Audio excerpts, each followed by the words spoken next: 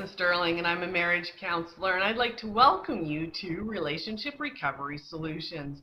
I'm excited to share this new YouTube channel with you where we deal with issues around lies, betrayal, broken trust, pornography, or even affairs that may happen in relationships, and provide you with tools and skills for how to deal with the communication breakdown, the broken trust in your relationship, and how to rebuild again after this marriage crisis. So today what I want to talk to you about is why people lie in marriages.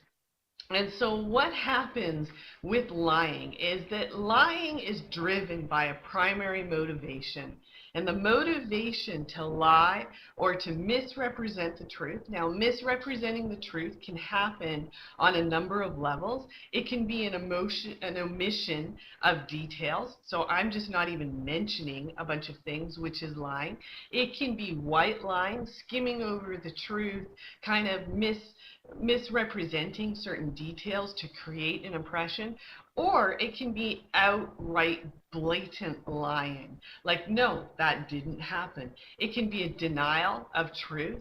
And it can be blaming and crazy making in that I am creating so much chaos with my lying and lacking so much responsibility with that I put it on you and say, you know what? You're the problem. So maybe it's mind and dismation, trying to say, you know what? It's your problem and I don't take responsibility for that. The primary motivation for lying, whether it's all these different forms of lying, is to simply, when I'm lying, I want to do what I want to do. And I don't want to take responsibility or accept blame for what is happening. So I reconstruct the truth in order to fit what it is that I'm doing. Now, what happens with lying is that I lie often as well because there isn't emotional safety in the relationship.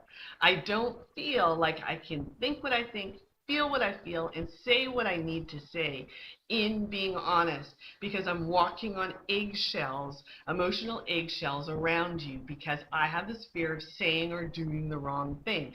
You'll freak out if I tell you what's really going on. You'll freak out if I tell you what I really think or what's going on for me. And so this is why people construct a web of lies. Also, lies help us keep a secret life in place so that I can have an image of who you think I am and what it is that's going on, when in reality I have a double life of what it is that I want to do. That's very me focused, very me driven, and it's all about satisfying my desires and needs. And I compartmentalize and set it up so it's like different boxes of life. So I go off and I do this, but it doesn't mean I don't love my family over here. In my mind, I keep them separate and in compartments, and this is why people lie.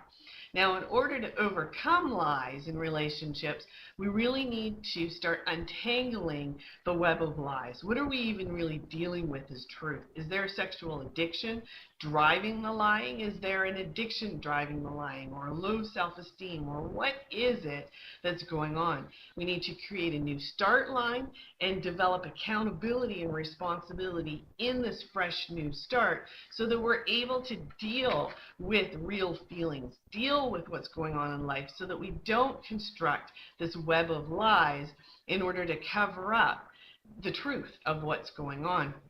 So here at Relationship Recovery Solutions, we're partnered with Real Life Toolbox, which is an e-learning online company, and we have just created a new marriage crisis program. And so I encourage you to check out that resource because it shares with you videos and also other resources for how to deal with and heal from lies and broken trust in your relationship, whether that be around affairs, pornography, acting out of any kind, or just even the habitual habit of lying. And how do we get to the truth and rebuild that trust and rebuild our relationships again? So check out that resource at relationshiprecoverysolutions.com, or continue to join us on our YouTube channel, Relationship Recovery Solutions, where we'll continue to provide you with daily posts around tools and skills for rebuilding your relationship after a crisis. We'll talk to you soon. Take care.